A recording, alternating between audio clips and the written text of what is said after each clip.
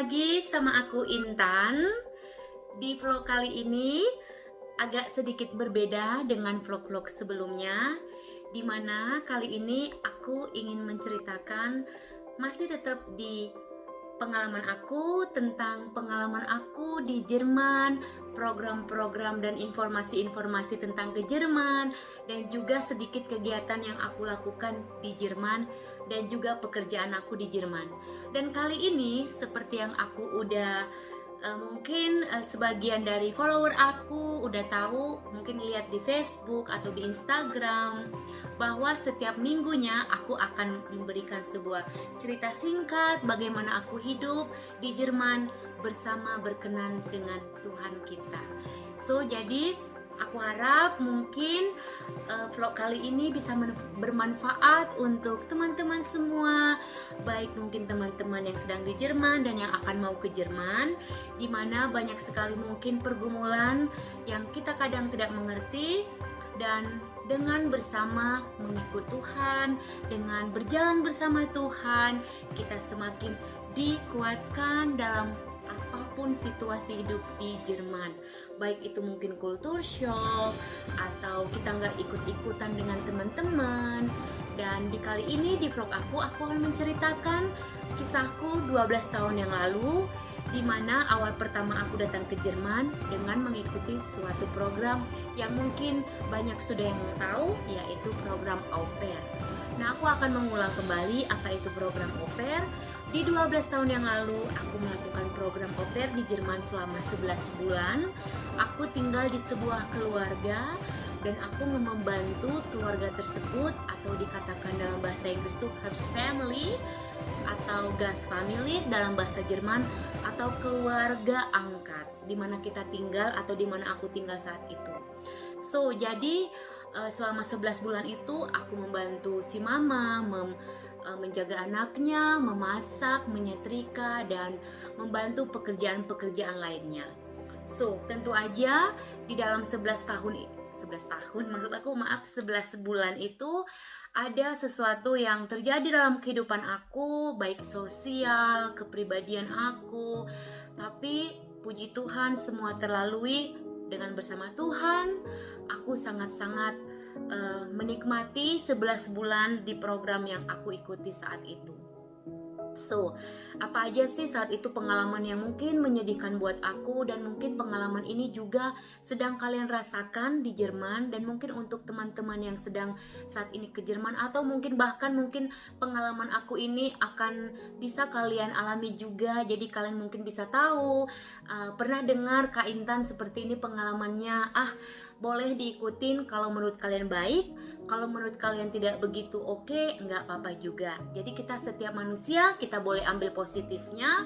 Dan kalau misalnya nggak pas sama kita atau sama kalian boleh juga tidak ambil. So, teman-teman semua, saat itu ketika aku datang ke Jerman, banyak segala sesuatu yang terjadi dalam hidup aku. Yang pertama yaitu adalah culture shock.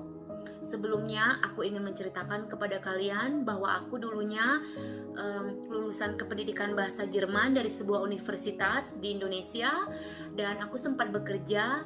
Kemudian aku mengikuti program au pair tadi yang aku jelaskan tadi. Nah, tentu aja buat aku tuh nggak mudah tinggal di Jerman sendirian tanpa keluarga.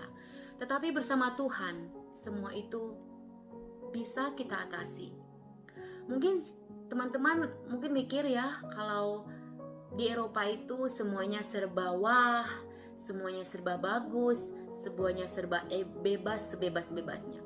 Tetapi di saat itu aku takut yang namanya itu mencoba sesuatu yang baru. Nah, kalau misalnya aku kaitkan dengan culture shock, aku sangat-sangat mengalami culture shock di Jerman saat itu. Sampai-sampai aku siang dan malam tuh aku hanya berdoa sama Tuhan. Kebetulan aku ada Alkitab aku. Ini adalah Alkitab. Aku mau cerita sedikit. Dulu waktu aku di umur 12-13 tahun, aku mengikuti pendalaman Alkitab di gereja selama setahun. Dan untuk pada akhirnya, untuk terakhirnya kita akan ujian itu dari penatua gereja. Dan aku dapat juara 1, dan buku Alkitab ini adalah hadiah dari pendeta aku saat itu, dan aku mendapatkan sebuah sokain baldu. Jadi itu di mana Tuhan Yesus bersama ke-12 muridnya makan malam. Jadi aku juga bawa kain baldu itu ke Jerman, tapi aku nggak pasang di ruang tamu atau di rumah aku. Mungkin one day aku akan pasang, tapi aku belum pasang. Dan hanya buku Alkitab inilah penguat aku saat itu, saat aku di Jerman. Karena aku juga orangnya takut mencoba hal baru, takut juga salah jalan. Jadi aku saat itu hanya kerja. Bahkan 11 bulan itu aku ngerasa sendirian. Meskipun aku tuh orang yang oke, aku percaya Tuhan, tapi tentu ya kita manusia, normal, kita sedih, ups and down itu pasti ada juga.